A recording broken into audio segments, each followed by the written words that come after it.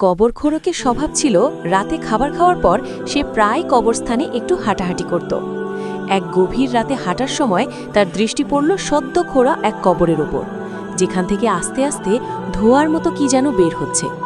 সে মনে করল হয়তো কেউ সুগন্ধির জন্য আগরবাতি ছোট কোনো আলো জ্বালিয়ে গেছে, তাই বিষয়টি নিয়ে এত গুরুত্ব দিল না। কিছুক্ষণ পর ফেরার পথে আবার সেই একই স্থানে কাছাকাছি এসে বিস্ময় থমকে দাঁড়াল। সে দেখল কবরটির ভেতর থেকে আগুনের লাভা বের হয়ে আসছে, শিখাগুলো নরম আভা ছড়াচ্ছিল চারপাশে। ভয়ে কৌতূহলে তড়িঘড়ি করে দৌড়ে বাড়ির দিকে ছুটল এবং আগুন নেভানোর জন্য এক বিলতি পানি নিয়ে আসলো। যেই না সে পানি ঢালতে এগোলো, আচমকে এক অদৃশ্য শক্তির জোর ধাক্কায় সে মাটিতে লুটিয়ে পড়ল। ঠিক তখনই এক শক্তির প্রতিধ্বনিত হল, এক ভারী অচেনা কণ্ঠ। হে মানুষ, এই আগুন নিভিও না, এটি কবরবাসীর জন্য নির্ধারিত শাস্তি। সে দুনিয়ায় সৎ কাজ ও ইবাদত করত, এবং তা শুধু লোক দেখানোর জন্য।